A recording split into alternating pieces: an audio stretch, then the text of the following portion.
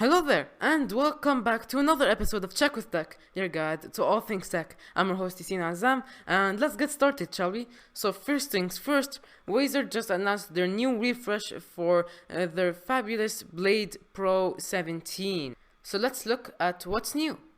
So like last year's model, you can get two variants of this device. The one that is mainly focused for creative professionals, and the other is mainly focused on for gaming purposes. Okay, so on both models you get basically the same specs. You can go from an RTX 2060 all the way to an RTX 2080 Super Max Q. You get the same processor, the Intel i7 10875H. You can go from 512 gigabytes all the way to 1 terabyte of PCIe NVMe storage, which can be upgraded all the way to 2 terabytes of SSD storage. You get 16 gigs of DDR4 RAM.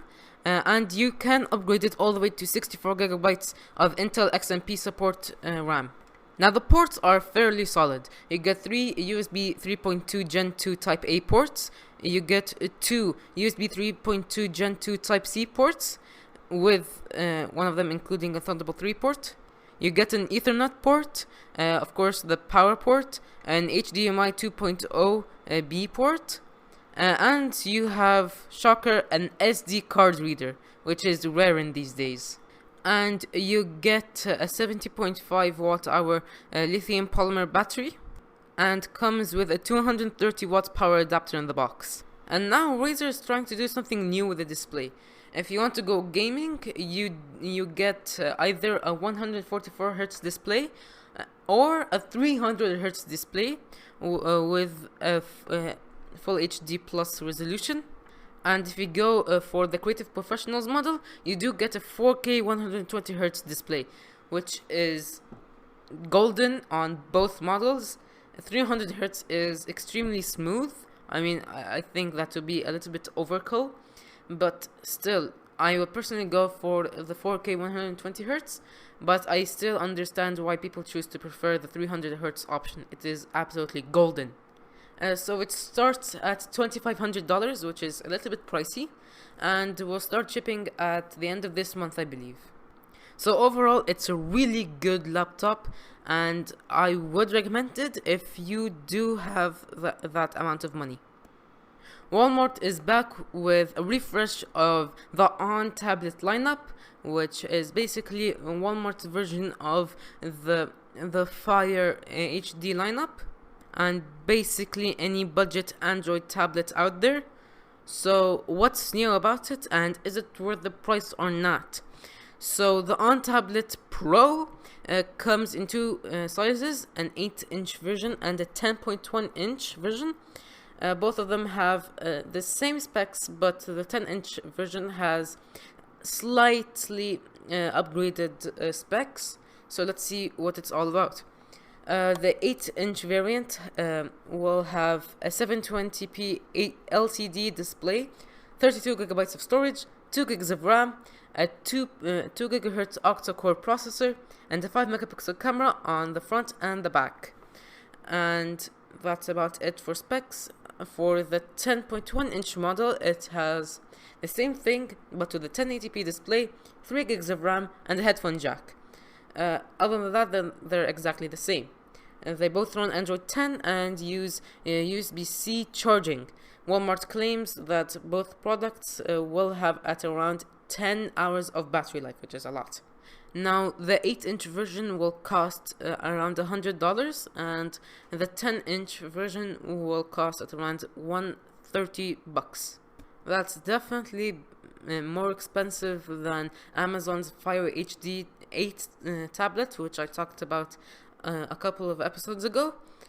But there's nothing else to say about it. I mean, Walmart isn't really that popular when it comes to the Android tablet market, but so far it looks like a good budget tablet, but not a good tablet overall. I mean, it's a budget, so it's not, of course, a flagship one.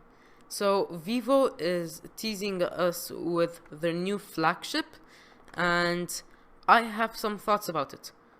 So Vivo is very well known for its camera phones, like phones that are really focused on cameras, and this one is no exception. The X50, and basically the main feature on this phone is the incredible stabilization on the 48 megapixel camera, and wow, I mean, from the tests that we see, it's really good. It has like a gimbal-like mechanism that basically helps the camera be super stabilized, and there's barely any shaking.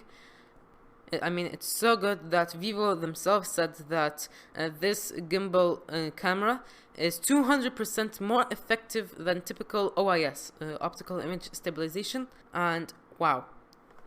And now we come to this week's tiny topics. Okay, so first we'll start off with something weird.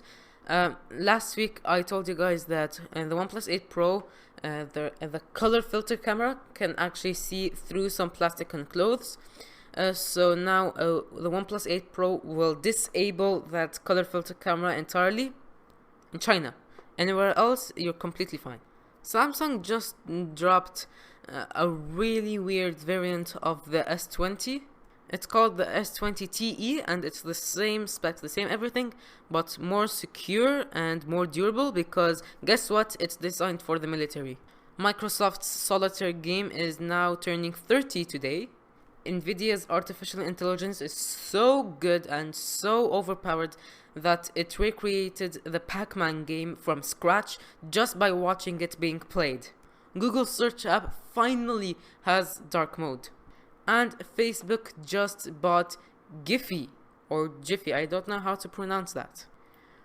And that, my friends, closes the book on this week's summary of everything that's happened. Thank you guys so much for listening to this episode. I hope you enjoyed it. Please make sure to listen to the other episodes in the podcast, and don't be afraid to leave a review on Apple Podcasts. As always, this is Yaseen Azzam signing out. See you next weekend.